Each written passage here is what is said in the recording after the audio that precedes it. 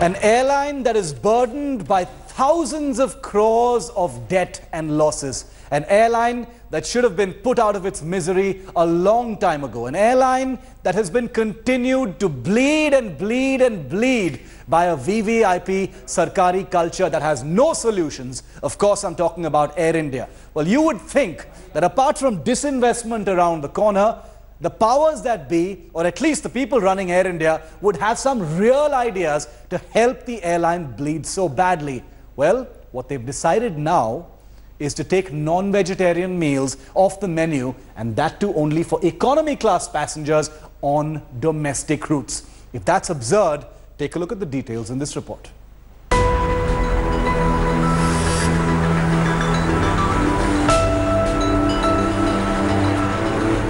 If you thought the tragic tale of Air India's fortunes wasn't bizarre enough, prepare yourself for the latest of the ailing Maharaja's absurd measures to cut costs. The floundering airline that's steeped in thousands of crores in debt and losses now plans to take non-vegetarian meals off the plate for economy class passengers on domestic routes. Let's just tell you why this move is both hilariously misdirected and a huge blow to the airline's credibility. The worst joke of all, this is an airline that's crushed by a debilitating 52,000 crore debt. Now for the cherry on the top. How much does Air India save per year by removing non-vegetarian meals for economy class passengers on domestic routes? It's a paltry 8 crore rupees, an embarrassing fraction of the vast sums of money it really needs to dig itself out of the debt hell. To make matters even more farcical, the airline clarifies that it will continue to serve non-veg meals in business class and on international flights, opening up questions of whether there is a class bias at play here. It's a substantial savings है कितना है बोलने का भी मुश्किल है but there will be substantial saving. We are also trying to see which are the areas we can improve the cost cutting and the service. Sir, क्या सिर्फ economy class के लिए है? It's only for the domestic economy class. तो business class में जो है non-veg परोसा जाएगा? That will continue as usual. The decision was silently cleared by the airline as the Maharaja braces for disinvestment. Just 4 days after 200 crores worth of art in Air India's collection went missing, here's the very latest joke from the national carrier's House of Wars. And all of it begs two big questions. Has Air India lost all sense of proportion and practicality? And is this only a reminder of how much faster Air India needs to be put out of its misery? With Rahul Srivastav in Delhi, Bureau Report, India Today. I want to go now straight across to Rahul Srivastav, our National Affairs editor. I want to introduce the guests that we have on this show. We have KVJ Rao, who's the General Secretary of the Cabin Crew Association of Air India. Amit Malviya of the BJP. You've seen him before on our show. Welcome to you. Also, Bejon Mishra, one of India's best-known consumer affairs activists. Before I come to you, gentlemen, I want a quick word from our National Affairs editor, Rahul Srivastav, who broke this story here on India Today. Rahul, what are you making of this? I mean, I'm trying to wrap my head around this. 52,000 crore rupees in debt. That's what Air India is. And they're implementing something which is both passenger unfriendly and also an embarrassing fraction of the savings it perhaps actually needs to perform better. Shiv, right since the morning when I've seen you smarting since you have heard this bit of news. What I can say is that look at this airline. Does it have something called a management? Any smart manager, you talk to them, you're saving 7 crore here, and there are some 1,000 crore worth paintings and artifacts rotting in the godowns of the Air India building. Air India does not know where half of them are, and we are not talking about ordinary artifacts. We are talking about M.F. Hussein's, Raza, Anjali Ila Menon, Nitin Das and others. And thousands and hundreds worth of paintings rotting, aircraft purchased at prices which everybody knows. There is a CBI probe going on, and you are saving 7 crore at a time when there is going to be a disinvestment. Disinvestment means that the airline or any company has to remain popular among the masses as well as those who are the equity holders.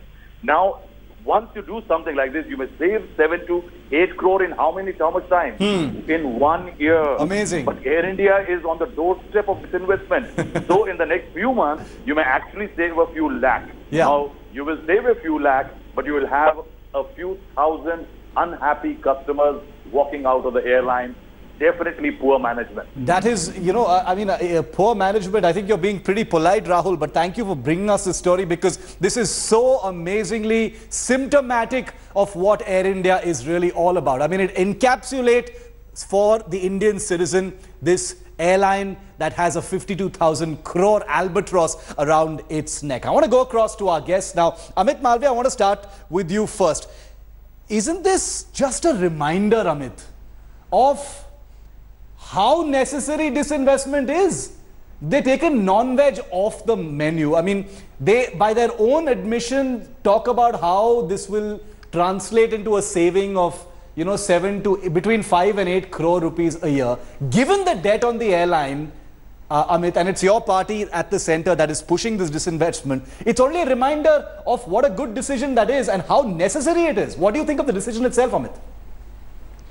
Shiv, I quite agree with you that Air India perhaps must be put on disinvestment, and the cabinet has approved that decision in principle, and work is happening on it. As far as the story that you've broken, I'll let the management of Air India answer that, because at the end of the day, they are a commercial airline. Their mandate is to be profitable, and if they're doing something, we must judge it for what decision they have taken and on the basis of inputs that they have taken this decision. Or from the corporate world, Amit, you're from the corporate world. I know that you have a really good sense of commercial and profitability, etc. Don't give me the safe answer, Amit. I know what you probably really think. You're saying, yes, it's up to the Air India, but they're actually rationalizing and justifying the decision, Amit. Is there any defense of such a decision where you will alienate your passengers when you should be doing something else altogether? Well, I think for any airline, including Air India, or for that matter any other commercial enterprise, every decision must be governed by A, how consumer friendly it is and how bottom line friendly it is. Unless we allow Air India to make certain decisions which their management thinks is going to pull them out of the red and put them in a position financially that may make them more attractive to investors or strategic partners that they may be looking for. 8 crore versus 52,000 crore? That space to do it. Okay, see, disinvestment is around the corner. Bijon Mishra, they should be allowed to make these decisions. I think Amit is playing it a little safe at this point of time. I don't fault him for that. But what would you say in response, Bijon Mishra? He is trying to camouflage it. Anyway, what I will say is it's a bad decision. Lot of loyal customers will run away, so they lose business. Yes. This is not the right time to do all this. You have to experiment with certain things which would actually bring in substantial saving. Yeah. And that substantial saving is, as you very rightly said, you know, as you rightly revealed, that there are crores of rupees, you know, stacked in the, you know, basements of buildings, which needs to be recovered and needs to be understood how you can get the best out of those, you know, unproductive, but very highly productive kind of assets which you have got. You see, that is where you need to look at. Yeah. You need to scrap, you know, first thing is business class is a losing proposition. You don't make money out of business class. Become a budget airline if you can't manage 52 crores debt to be. So come and compete with the budget airline. So you're basically saying that they're looking in all the wrong places. They're finding excuses, small wrong things to do. The point is, the people who sit and take these decisions, they never fly economy. They never understand the sentiments of economy passengers. They never understand the sentiments of the consumers. It's been hijacked for years. You're saying that Air India has been hijacked for years by people who don't understand how to run an airline. Exactly. Okay. And then you leave it. And then you leave it to those people to take decisions. And this is what they've done. Decisions. I think the government is on the wrong side. Taking chicken curry and lamb curry off the menu for economy class passengers. One hot non-vegetarian meal is what they think is the excuse. KVJ Rao, what do you make of this decision? I mean, does it make you laugh or does it make you cry that this is what Air India's strategy is? Take non-veg off the menu for economy class passengers.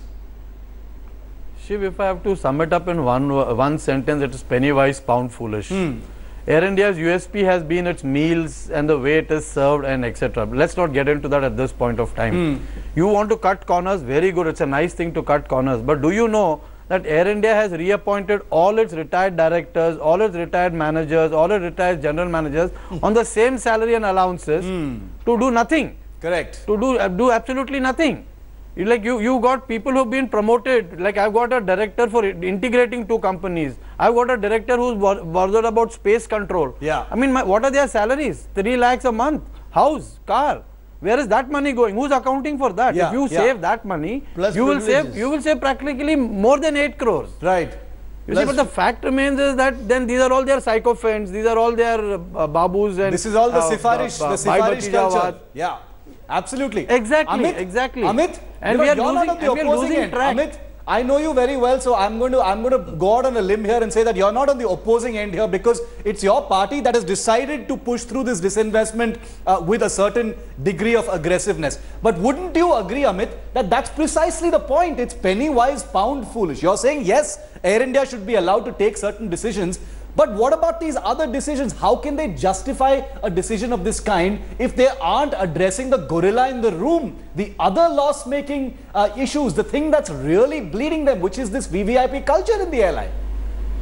Well, Shiv, I can't agree more with you, and let me say that all the points that Mr. Rao or Mr. Bijan has made are absolutely relevant. It is about time that Air India addresses them. There are several other issues which have not been talked about in terms of bringing greater efficiency, ensuring that there is higher passenger traffic throughput through Air India. They are flying on time, their operations are streamlined. So there's a whole host of things that they have to do. And the issues that you've highlighted about this VIP culture is not something that is new to Air India. It's been a legacy problem. Their debts are mounting. So there's a whole host of things that have to be done. But I come back again to the point I made, that we should allow Air India to make these decisions. No, but because clearly, at the end of the clearly day, they're not very good at making decisions. Ensure that they know what they're doing and they're accountable for what they're doing. I understand the point you're making, practically speaking, Amit, but clearly they're not very. They've proven decade after decade, year after year, week after week, that they're actually pathetic at making decisions.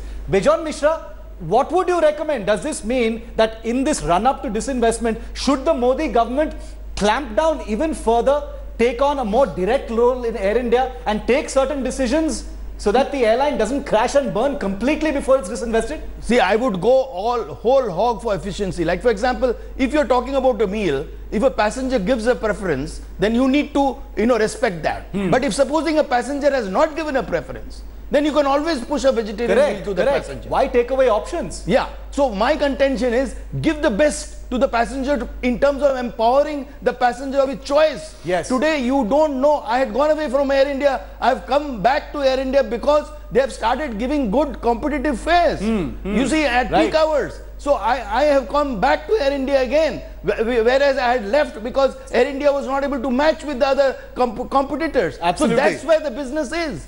You have to understand how good you can delight that customer. Absolutely. You have to understand how best you can get that customer hooked into with you for years together. And this is the right time, let me tell you, because if you are disinvesting, the investor is looking at how you going to, create a value for your product. KVJ, I want to end with you because, you're a stakeholder in terms of the actual functioning of Air India. But would this give any confidence to the staff and the people who actually run Air India? I'm not talking about the management and the bosses and the political interference, but the people who are actually interfacing with passengers. Wouldn't this be an embarrassment? It is going to be an embarrassment, Shiv, for the simple reason is a passenger comes on board and he says, मैंने तो पैसे दिए हैं, मेरे को मेरा खाना दे दो ना, मेरा choice का खाना दे दो. And second thing is, no passenger is going to take it lightly. You are going to lose passengers. You're going to lose customers. Because the meal, like people might say the meal is not important, but understand one thing, if a meal is being served to me at meal time, I would like to have a proper meal to my heart's content. Absolutely right. Okay. I think so. That is what they're forgetting. Yes. That's what they keep forgetting. And unfortunately, this Babudam who come with books, writing books and all, books don't work. Theory is something totally different than practical. Absolutely. And this company seems to be losing direction for the simple reason is I've got people who are incompetent who get promoted. Absolutely. Just because they know somebody, something, this is things true. like that. Like, Shiv, since I'm on the subject, let me add one more thing. Like, there are some people who even indulge in criminal acts and they get protection from the government. Yes. And then what do you do? I think it's emergency brain and heart surgery that needs to happen, and this is basically a replacement of maybe the small toenail which Air India is indulging in. There is no justification for it. Let's hope this is a call to attention to how important it is for an airline that is national property, a national carrier with 52,000 crores of debt, is being allowed to bleed even more. Amit Malviya, KVJ Rao, Bejon Mishra. Thank you so much, gentlemen, for joining us on this very, very important issue. In a major development, the Jammu and Kashmir police have arrested a close aide of slain Lashkar-e-Taiba commander Bashir Lashkiri. His name is an unusual one. It's Sandeep Sharma, who was part of the busted Lashkar module. He hails from Uttar Pradesh's Muzaffarnagar. Let's take a look at who Sandeep Sharma is and his connection, unusual connection of this man, Sandeep Sharma, to the Lashkar-e-Taiba.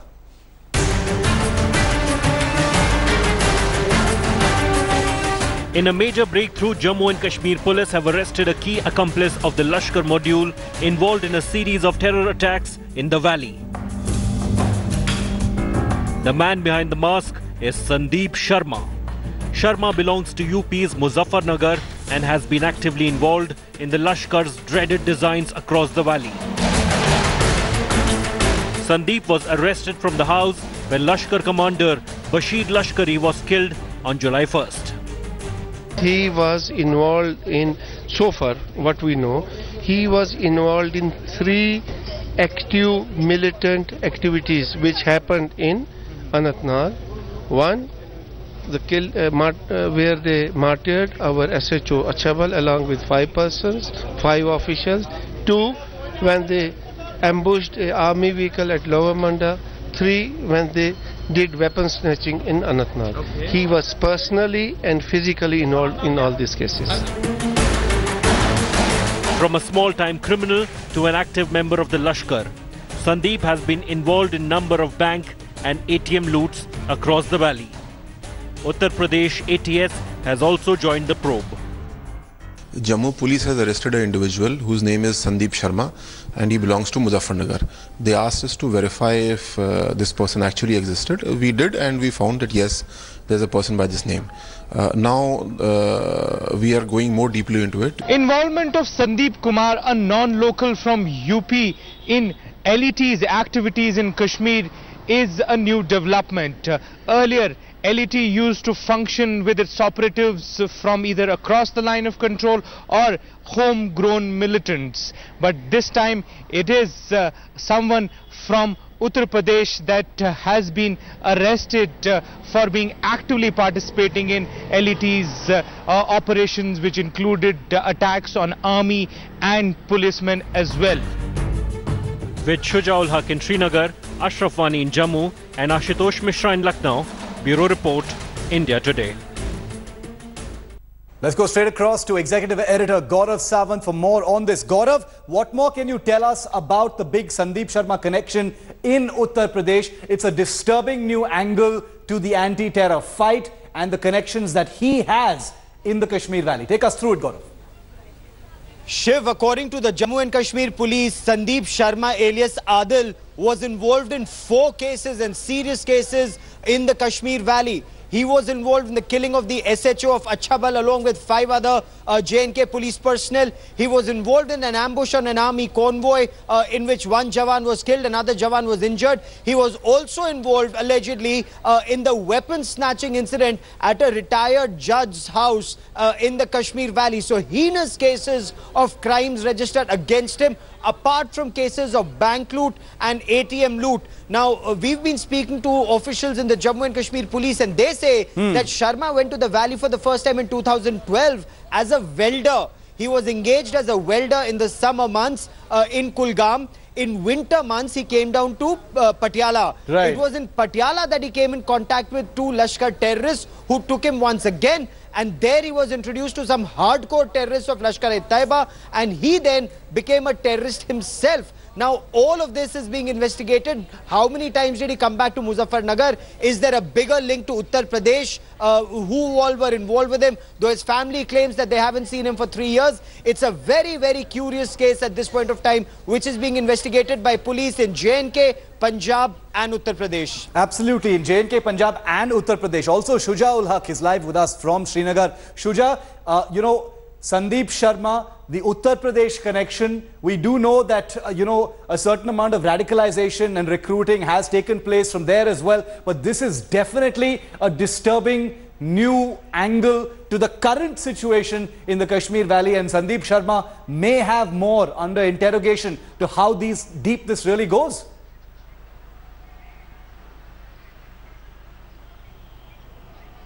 Well, absolutely, Shiv. In fact, that's what the police has also, told us on record, that they haven't closed this case. They are still investigating. There are many angles, to be specific, is what the police is saying. They are investigating, and the top of this angle, top of this entire story is the fact that there is someone who is from UP. Yes. It's for the first time that someone like Sandeep Kumar has been arrested, who has actively been participating in activities of a militant organization like LET in the valley. So the police has upped all its antennas, and they are searching for more clues. They are investigating, they are questioning, and the good part is that they have captured him alive. So there could be a lot of questions that he can sort of provide an answer to. Hopefully, let's hope so. We do know that the Lashkar-e-Taiba is very tricky even under interrogation, but let's hope this actually means answers to some of those difficult questions. Gaurav and Shuja, thank you so much for joining us on that big India Today story. It's the biggest naval joint exercise the Indian Navy has ever led. It's the mega Malabar 2017. On right now in the Bay of Bengal, led by the Indian Navy with participants from the United States Navy and the Japanese Navy. The Malabar exercise is being conducted in the Bay of Bengal, as you know, amidst a tense standoff between Indian and Chinese army forces in the Tri-Junction area near Bhutan and Sikkim. An apprehensive Beijing has also ramped up its presence in the Indian Ocean, deploying snooping ships to gather intelligence and keep an eye on this exercise. The participating nations, however, do maintain, as always, that this is an exercise to aim to achieve deeper military ties and greater interoperability so that threats like terrorism, piracy and natural disasters can be handled better. Well, ahead of the exercise, a clearly rattled Beijing said it hoped that such cooperation won't be directed against a non-participant country.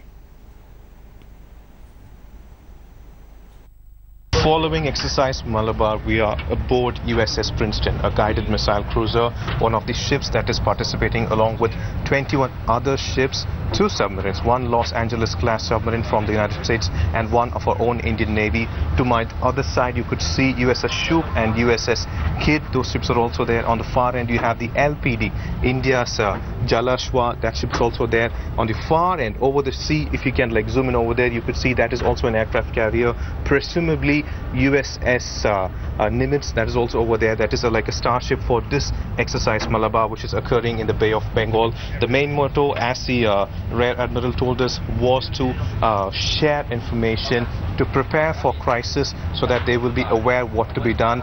Japan, India and United States are the 3 nations that are participating in here. On this end, we have the brig of USS Princeton. In the rear location, you could see the inside of the location of the brig, where you have the navigation systems, the way the ship is moved in, and also every other thing, including the captain's chair. Everything is, this is the control room of the ship. This is where USS Princeton is being controlled from, and this ship also plays a very important role because this is a guided missile cruiser which has seen various wars in the past, and the Indian Navy feels like by having this ship they could impart knowledge from the United States to the Indian Navy as well. In Chennai, with camera person Vijay, Pramod Madhav, Pointed Today. You are in this Malabar, in this Bay of Bengal. I have to ask you about China as well. We know that the relationship between India and China is a bit rocky right now, and this particular exercise, will it have any kind of impact on that one? Well, I hope it does have an impact on the Chinese, and as I hope it has an impact on the rest of the world, because what it demonstrates is that coming together as partners, allies, and friends, and exercising together and practicing together is a good thing, because we become more familiar with one another, and what that does is eliminates miscalculation. And I would encourage all maritime nations to follow suit. This was a message you gave China earlier. Does that mean you're inviting China to have an exercise with the United States Navy? We actually do that frequently, and we do that with our Rim of the Pacific exercise every other year. And so we fully hope that we can participate with the Chinese at sea in order to learn one another's capabilities, trust one another at sea, and eliminate the risk of miscalculation. Well, on board INS Shivalik, and this is the bridge of INS Shivalik. This is the main commanding zone where the captain and the entire senior crew, of course, keeps an eye on everything. And to tell more about this Indian Navy ship, I have Lieutenant Commander Vivek Singh Chokar with me. Vivek, first of all, Mr. Chokar, just tell us about the capability of INS Shivalik. It's an important Indian Navy ship, isn't it? Yeah, INS Shivalik is an indigenized platform. We call it a multi-threat frigate. We can counter threat from subsurface, that is from submarines. We can also counter threat from the surface, that is from attack from ships. In addition, if there is attack from air through fighters, or for that matter LRMP, we can counter the threat. So it is a we can counter all the kind of threats. If you could only, briefly tell us about the kind of weapons that this ship is loaded with. Barak missile is also, a part of the weaponry. We saw that gun also there, plus there are anti-submarine equipment as well. We have got anti-submarine sensors, we have got surface-to-surface missiles up to a range of 220 kilometers. We have got anti-air weapons, the primary which you have already named. So we've got our reporters, India Today's reporters, on all of those major warships participating in exercise Malabar that's on right now in the Bay of Bengal. Joining me live from Chennai this evening is Ankit, one of the reporters lucky enough to get on board INS Shivalik, an absolutely beautiful warship, completely designed and built in India. Also with us, executive editor of India Today magazine, Sandeep Unithan. Sandeep, I want to come to you first because, Malabar is not something new, Sandeep. This is not the first time that the Malabar exercise is happening. Not the first time that India, the US and Japan are participating. Not the first time that so many ships and aircraft are in such a complex exercise. Why is China particularly rattled, or at least appears to be this year?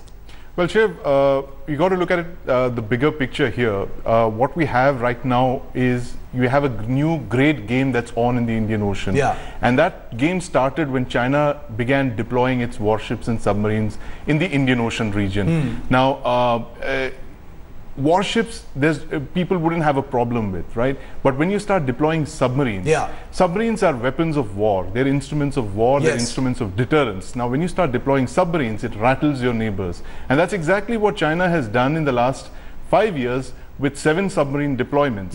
And it's no surprise then that one of the primary goals, one of the primary objectives of Malabar is to sharpen the anti-submarine warfare skills of all the 3 countries.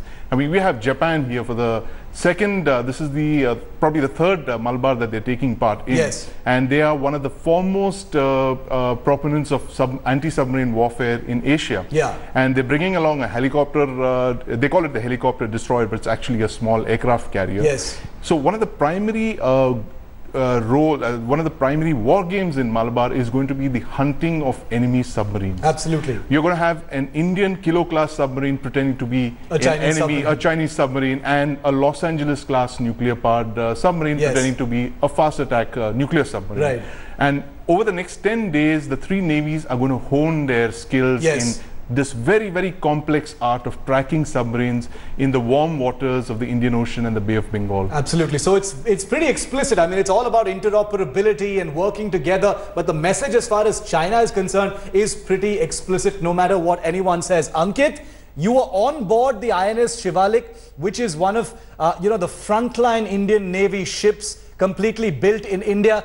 Give us a sense of what people you spoke to. I'm getting a sense that you may have asked a lot of officers about China, but not a lot of officers would have wanted to speak about it on camera. But what is the sense you got? I'm sure they're aware about the atmosphere China-specific atmosphere in which Malabar is taking place this year?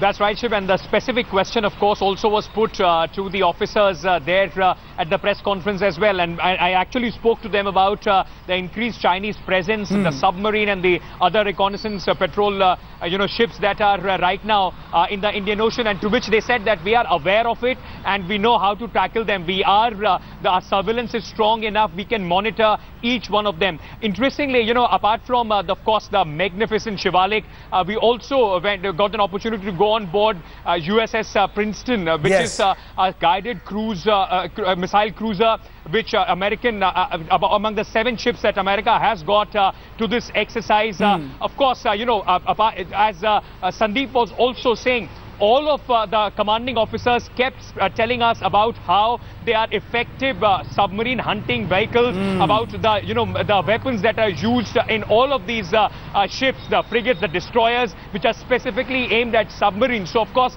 that is going to be a big part. Apart from that, this entire exercise is only to increase the response and, of course, understanding between all these. And with Japan also coming in for the 4th time, America, this is the, and Shiv, let me also tell you, this is the biggest contingent of ships and 95 aircrafts, 2 submarines, more than 16 ships, 2 big, USS Nimitz is the biggest aircraft carrier along with Vikramaditya. Of course, China is very cautiously watching on this entire proceeding. Sandeep, I know for a fact that, when it comes to the beam count and capability as far as submarine levels are concerned, we're no comparison with China. Like you said in your report recently in India Today magazine, they're churning them out at an astonishing rate, adding 2 submarines per year to their force levels.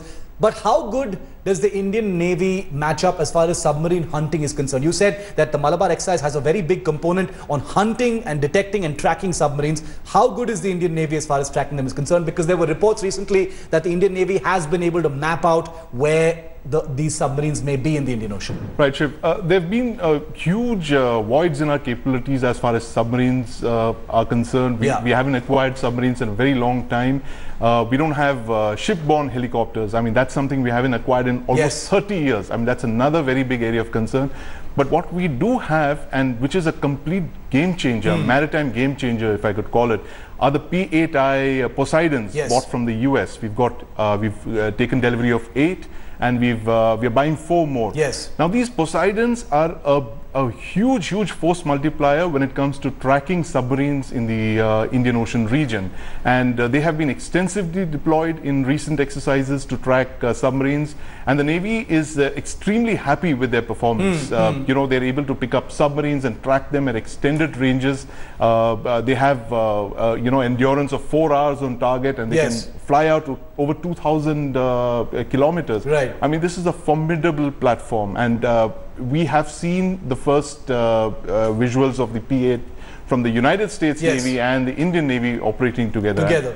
This is what is going to be one of the key features of Malabar 2017. One of the easy questions to ask, Sandeep, and I'm going to end with this, is, what is going to be the big takeaway? What is the big objective at the end of all of this? Power projection, the political message of these 3 forces, all 3, principal adversaries or rivals, as it were, of China, wanting to come together and work. That's one thing. But is there a scenario in the near term, in any possible perspective, where these 3 forces will be needed or will be summoned to actually pool their resources and actually come together to meet some kind of strategic objective? Or is that too far into the future? Well, Shiv, that's the unstated aim of all these exercises. Like the US Navy captain mentioned, that it's about signaling that, we are allies, we are partners, and we are friends.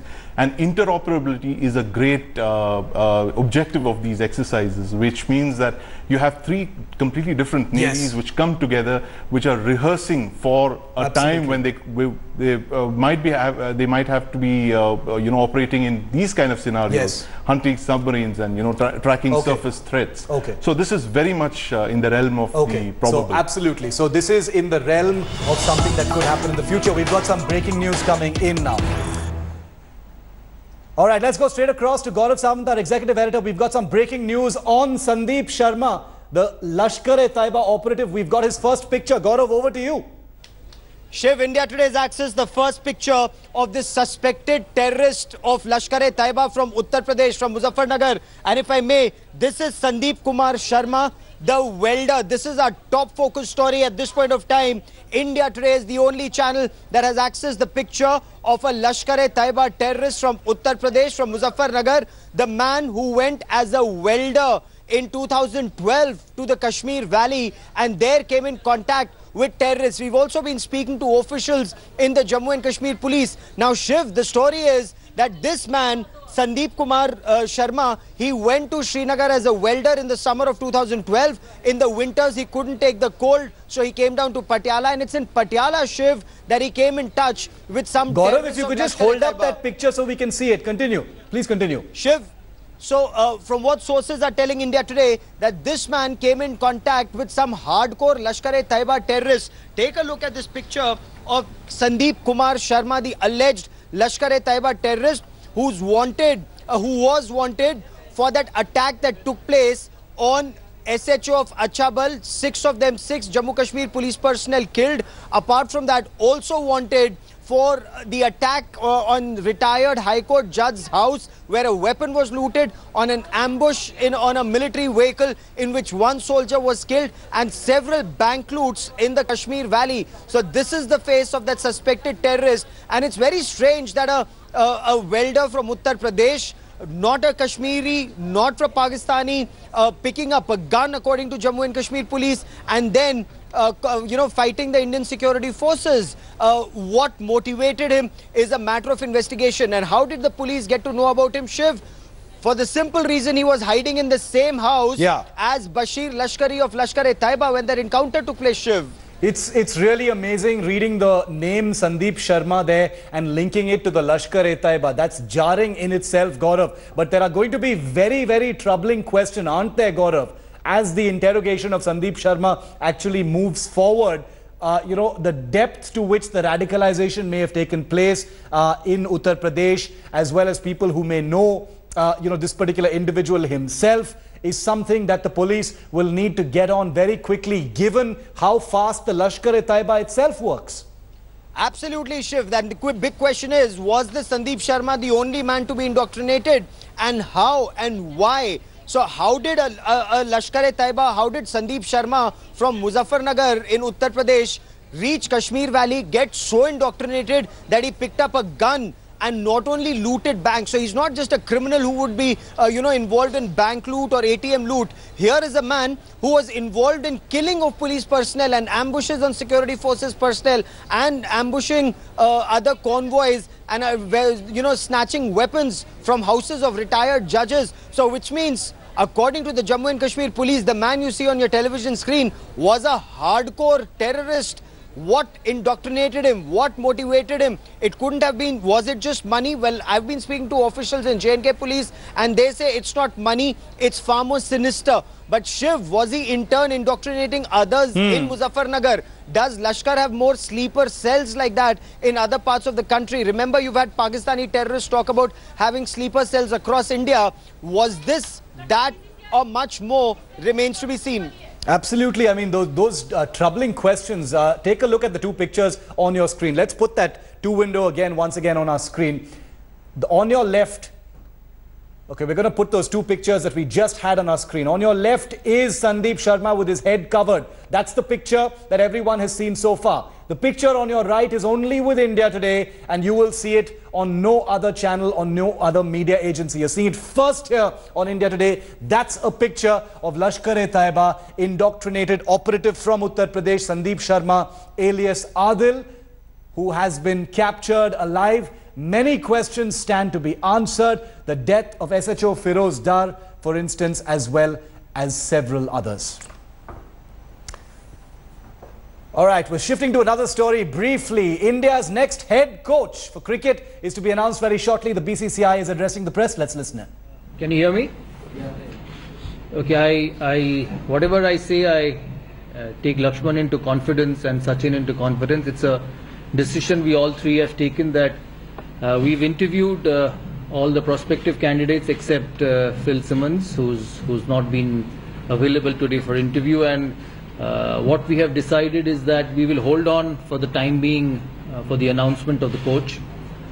We need a few more days and talk to a few more people, especially the captain, and then make an announcement, because we feel that there is no hurry at the moment, and there's a Sri Lankan tour coming in a week's time, and the board headed by Amitabh ji and Rahul and the other concerned people, Vinod ji, Anirudh, the board will probably continue with the same set for the time being.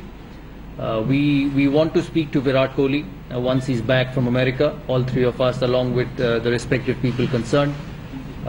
We will explain to him that the coaches want to function a certain way and make sure that everybody is on the same page before we make the announcement, because once we make this announcement, it has to be till the World Cup, and to be honest, what we've heard from the coaches today is nothing different from what we've heard last year and the way things have gone. They've been outstanding, and especially some of the names which you've been discussing about.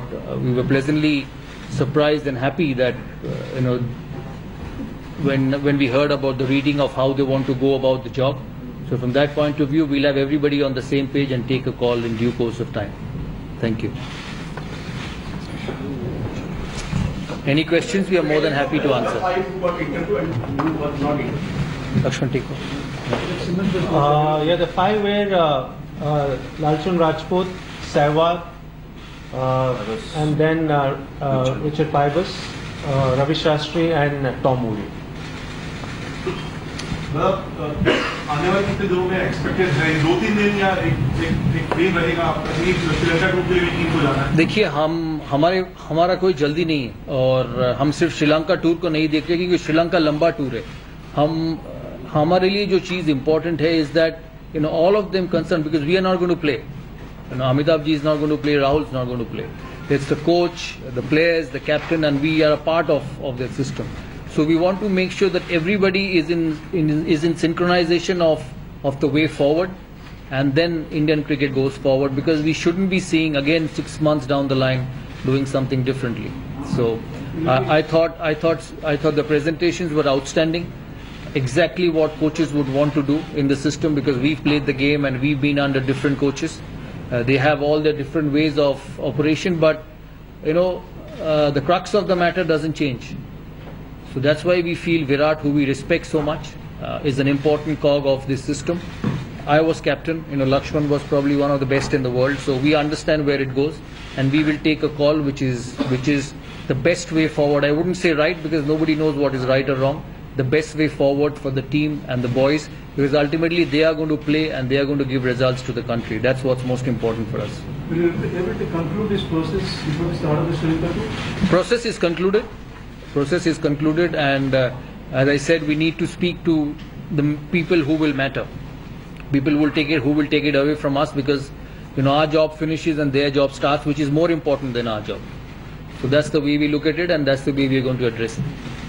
Not looking at any people beyond the... No, it's done and completed, and it's what is key at the moment is how we are going to go forward. That's important.